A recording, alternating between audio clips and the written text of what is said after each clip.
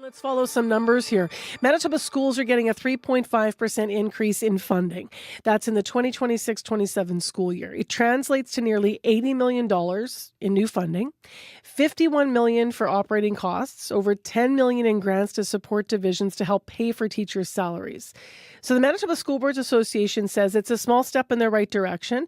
Some school divisions have had to raise property taxes, and many school boards say they will still have some tough decisions, though, to make in the next school year.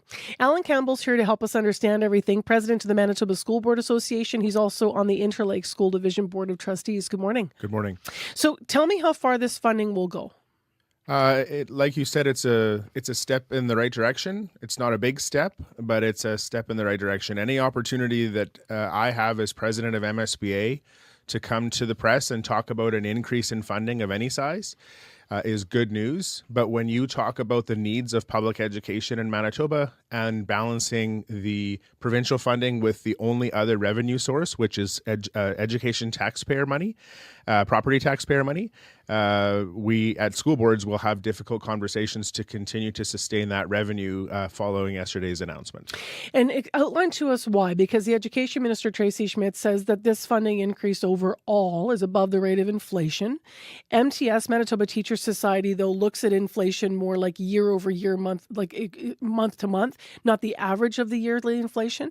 So is that part of why this is seen as sort of not keeping up? Yeah, so as a percentage, 3.5% is ahead of the rate of inflation. But when you dig into those numbers, capital investment, like provincial capital support is in that number. So that takes a significant swipe out of that.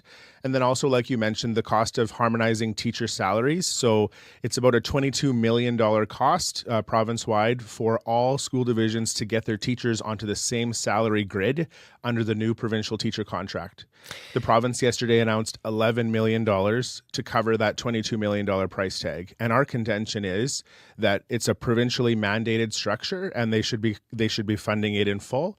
So now when we take away some of those realities and go back to our communities at the school board level, we'll have to balance off what we're receiving from the province in each division and then go to our communities to say, this is what we can offer and this is what it's going to cost. So overall, if a listener is saying to themselves, they hear this big number, why am I still having my taxes increase? Your contention is to lean into a couple of things there. Capital costs, which is buildings, overhead, salaries, teachers. So this is the funding that you need to run programs, the stuff that would affect, the listeners' kids in classrooms.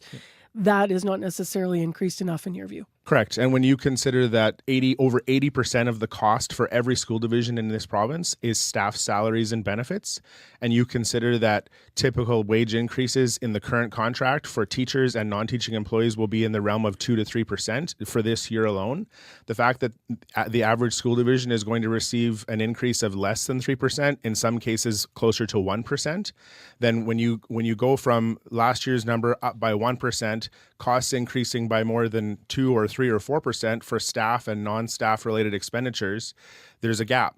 And so for school boards, they have to go to fill that gap. And the only place to go to do that is with their education property taxpayers, or they can make cuts. And we don't want to make cuts. The government doesn't want us to make cuts because going back to that 80% number, it's staff. And the only way to drive meaningful savings into public education is to cut staff positions, which increases class sizes, extends clinician wait lists, and all the things that we're trying to work away from after 10 years of underfunding in this province. What's the impact on programs when you do have to make cuts? And each division is going to decide then, I guess, what goes, right? For sure. And so each division is unique.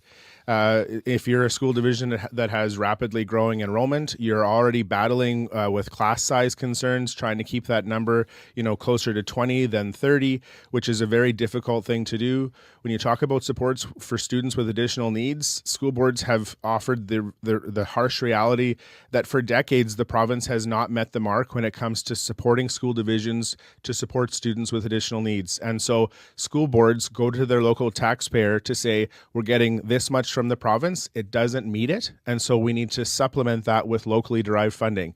And that means that local school boards are providing additional EA supports, additional social worker, child psychologist, occupational health and physiotherapy supports in schools from local taxpayer-derived revenue because the provincial funding for years has not met the mark. Is that the case? Just to look at some specifically, I mentioned that you wear a number of hats, but what does that look like in your division in the Interlake? Yeah, so for us in Interlake School Division, yesterday's announcement was really disappointing.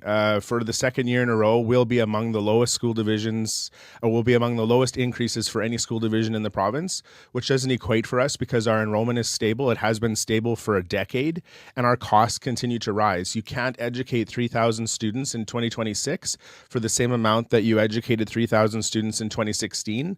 And in actual fact, we're receiving significantly less money from the province than we did 10 years ago, and we're not unique in that reality. Tell me if this stat is correct, that 20 years ago, I know it's 2 decades, but still, the province would have funded 60% and a local board, for example, would be 40%, and now that's pretty much reversed?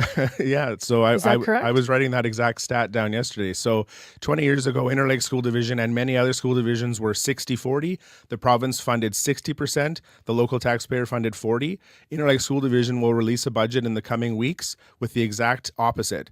We'll be asking our taxpayer to fund over 60% of our $51 million operation, while the province's share of that cost has slipped below 40%. And again, that is more the reality in this province over the last 20 years than the exception.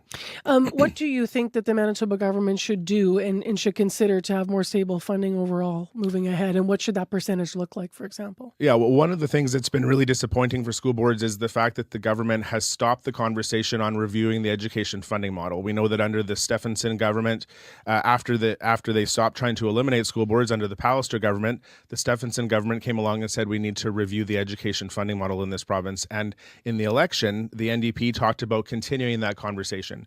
Because what you have in Manitoba now, Marcy, is you have school boards that are offering programming on the basis of the how lucrative their tax base is, which is the opposite of equity in public education.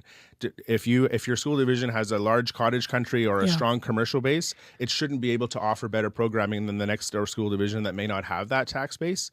And so when we talk about trying to drive equity in the system, the most stable form of funding that does not require taxpayers to foot the bill is the provincial government. Again, yesterday represents a small increase over last year. For some school divisions, it's a negligible increase over last year. What did they tell you about why they're canceling that review, which, as you said, could level the playing field, or you would seek it, it sounds like, for it to level the playing field? In fairness, I don't know that the word cancel has been used, but certainly pause and reflect, because you'll recall just in the lead up to the last provincial election, there was a leak about what a change in that education funding model would look like. And the terminology was that there will be losers and there will be winners in terms of the impact on school divisions. In other words, if you want to level the playing field in terms of how taxation is collected and assessed for education revenue generation in this province, then some school divisions who have lucrative tax bases are going to lose that capacity to generate revenue in the short term, while others who don't have that same strong base would probably see the opposite of that. And so our contention has been the provincial government has an obligation to continue that conversation in a way that can lessen that immediate impact as we transition to a new model. Our contention is also, though, Marcy, that school boards must maintain the right to tax locally and to assess locally, because for all of the reasons that you and I have talked about, so still needed. The provincial government alone has demonstrated for decades that they can't alone fund public education in this province. And when it comes to tailoring the funding for the needs of communities, school boards are best placed to go to the taxpayer, have that conversation about the need, and then assess the local mill rate for education property tax. Thank you for coming in with your concerns. Thanks, Marcy. Alan Campbell is president of the Manitoba School Board Association. If you want to read more about this story, you can go online, cbc.ca/Manitoba.